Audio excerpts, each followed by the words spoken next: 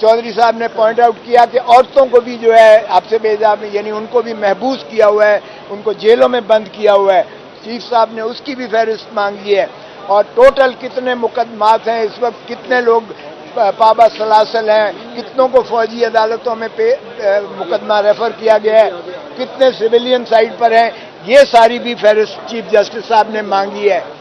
البتہ فیصل صدیقی صاحب نے کہا کہ نابالغ لوگوں کو بھی، جوبینائلز کو بھی پکڑا ہوا ہے، تو چیف صاحب نے کہا اس کی فہرست بھی جو ہے دی جائے اور فراہم کی جائے.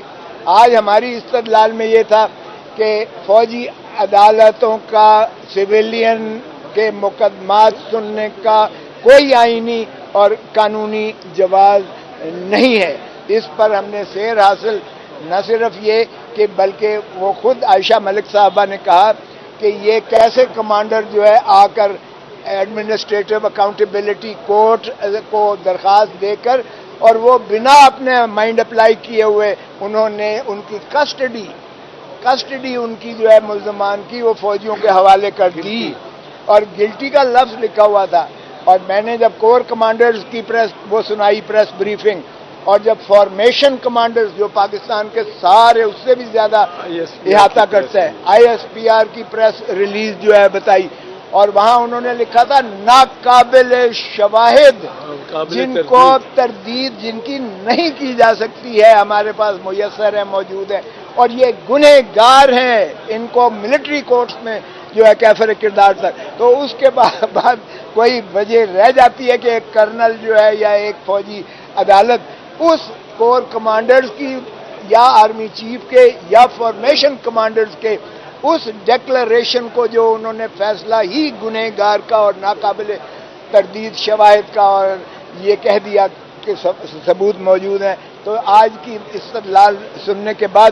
چیف جسٹس صاحب نے، میں نے عرض کیا جو انہوں نے عبوری چیزیں جو اٹارنی جنرل صاحب کو بلا کر کہا اور ان سے پوچھا، ہم نے کہا کہ اسٹے کر دیجئے گا کیونکہ یہ صورت کے ساتھ جو ہے اس طرح سے فیصلے کر دیتے ہیں اور پھر آپ کہیں گے کہ یہ پاسٹ اینڈ کلوز ٹرانزیکشن ہو گیا ہے، جس طرح محرم علی کیس میں ہوا یا لیاقت علی کے کیس میں ہوا، لیاقت حسین کے. چیف جسٹس صاحب نے اٹارنی جنرل سے پوچھا اور انہوں نے کہا کہ ابھی کوئی کیس جو ہے سماعت نہیں ہو رہی ہے، تو اس پر انہوں نے کل کے لیے تاریخ دی ہے، اور کل اب باقی وکلاء کو بھی سنیں گے. ہماری جو ہے انہوں نے کہا ہے کہ 9:30 بجے کل شروع کریں گے اور اس کو جتنی جلدی سے جلدی اس کو نپٹائیں گے، کیونکہ یہ عوام و ناس کے بنیادی حقوق کا مسئلہ ہے، جس میں فوجی عدالتوں کا قیام یہ دوہرے پیرلل جوڈیشل سسٹم کے متصادم ہے، یہ بنیادی حقوق کو جو ہے زخم دیتا ہے، یہ due process of law article 10A کی نفی کرتا ہے، یہ بین الاقوامی قوانین کی بھی نفی کرتا ہے، جس کا میں نے انہیں حوالہ دیا اور کل ان کو کتابچہ بھی دوں گا، جس میں دنیا میں ہماری جو ہے رسوائی ہو رہی ہے کہ فوجی عدالتیں انصاف تو کیا انصاف کا قتل کر رہی ہیں. تو اس لیے چودھری صاحب سے میں عرض کروں گا کہ باقی ہے آپ. السلام علیکم. میں ہاں صحیح بات، صحیح ٹھیک ہے، وہ میں صرف عید قریب ٹھیک ہے. میں صرف یہ عرض کرنا چاہتا ہوں کہ آج جو سب سے بڑی کامیابی ہماری ہے، آپ دیکھیں کہ ہم نے 9 ججز جو فل کورٹ تھا، ایفیکٹولی فل کورٹ تھا، کیونکہ باقی ججز اویلیبل نہیں ہیں، وہ ہم نے بنوا دیا. اب یہ بڑی، ہمیں تو اس کی بہت اطمینان تھا، فیصلہ ادھر کا ہو ادھر کا ہو. جو فل کورٹ کو جو لوگ کہتے رہتے تھے، جو آپ صافی کہتے رہتے تھے، آپ میں جو تجزیہ کار ہیں وہ کہتے رہتے تھے، وہ ایک پوری ڈیمانڈ تھی کہ التجا تھی کہ سارے جج اکٹھے بیٹھے. آج وہ ہو سکا. اب اس میں ذرا ہمیں اس بات پہ کچھ بیچ میں ٹیسٹ اچھی نہیں رہی کہ 2 جج صاحبان نے، سینئر ترین جج صاحبان نے اس بینچ سے اٹھ کے چلے جانا مناسب سمجھا. ہم نے ان کی منت کی، قاضی فیض عیسیٰ صاحب کی اور سردار طارق مسعود کی. کھوسہ صاحب نے تو جناب فیض عیسیٰ صاحب کو مبارک بھی دی کہ وہ آج چیف جسٹس ڈیزگنیٹ ہو گئے. میں نے عرض کرتا ہوں، ہم نے منت کی کہ آپ بیٹھے، 9 ججز کا فیصلہ ایک زیادہ مضبوط فیصلہ ہوتا ہے. ایڈمنسٹریشن آپ کے فیصلوں کو، وہ کہتے ہیں ہم بینچ نہیں مانتے اور تو ہم فیصلہ کیوں مانیں. یہ سارا مسئلہ شروع یہ ہوا ہے جس طرح برہنہ ہو کے یہ وزراء نے کھڑے ہو گئے ہیں اس کے سامنے سپریم کورٹ کے، اب ہمارا کرو، کیا کر سکتے ہو آپ. اور چونکہ ڈیوائیڈ تھی، تقسیم تھی عدلیہ اور سپریم کورٹ، اس میں سپریم کورٹ بھی بے بس ہو گئی. انہوں نے تقریریں کی، جس قسم کی تقریریں انہوں نے کی، وہ جو جلسہ لے کے آئے تھے، جلوس پورا، مولانا فضل الرحمان اور مریم بی بی، جس قسم کی تقریریں انہوں نے سپریم کورٹ کی دہلیز پہ کی، وہ کوئی سن نہیں سکتا تھا، پر انہوں نے کی. ہم نے کہا کہ آپ بیٹھے، آپ سے معتبر ہو جائے گا، یہ بینچ آپ سے معتبر ہوتا ہے. اور میں نے تو یہ بھی کہا کہ آپ کے گھر کے اندر اگر تنازع ہے، اگر آپ کا گھر کے اندر تنازع ہے، آپ درست طور پہ چیف جسٹس کے اختیارات کو کم کرنا چاہتے ہیں، اس کی ثوابدید کو کم کرنا چاہتے ہیں، بینچز بنانے کی، کیس لگانے کی، اس کی ثوابدید، اور 3 ممبر کمیٹی چاہتے ہیں، یہ بالکل ہم آپ کو سپورٹ کرتے ہیں.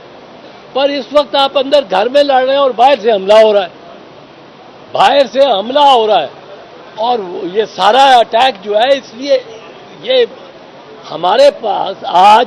فوجی عدالتوں کا مقدمہ ہے. اور قاضی فیض صاحب سے تو توقع تھی کہ وہ اس پہ بیٹھے رہیں گے، اور فوجی عدالتوں کا ایک بڑا ہیومن رائٹس کا مسئلہ ہے، یہ ایک بنیادی مسئلہ ہے، یہ ایک ریاست کے اسٹرکچر اور آرکیٹیکچر کے مطابق کے بارے میں یہ مسئلہ ہے. ہم نے تو منت کی، کھوسا صاحب نے بھی منت کی، ان کو مبارک دینے کے علاوہ، پر وہ نہیں مانے، اور ہمیں اس کا ذرا افسوس ہے. مان جاتے، 9 جج بیٹھے ہوتے، 9 ججز میں سے ہماری چاہے اقلیت نکلے، کیونکہ یہ دونوں جج طارق مسعود صاحب اور فائز عیسیٰ صاحب تو سمجھے جاتے ہیں عرف عام میں کہ یہ چیف جسٹس کے خلاف ہیں. میں اور کھوسا ہم چیف جسٹس کو طاقتور دیکھنا چاہتے ہیں بیرونی عناصر کے مطابق، پر اندرونی سپریم کورٹ کے اندر میں ہم چیف جسٹس سے بہت سارے اختیارات کم کرنے کے بہت پہلے سے حق میں 20 سال سے ہم کہہ رہے ہیں کہ 184(3) کی اب بھی اپیل ہونی چاہیے. یہ اپیل لا رہے ہیں، بہت اچھی بات ہے، پر وہ اپیل ہوگی آئینی ترمیم کے ذریعے، اس کا میں اس میں جانا نہیں چاہتا. پر بہرحال آج ہم بڑے مطمئن ہیں. آج سپریم کورٹ نے اور چیف جسٹس صاحب نے جو آخری پوائنٹس میں کہا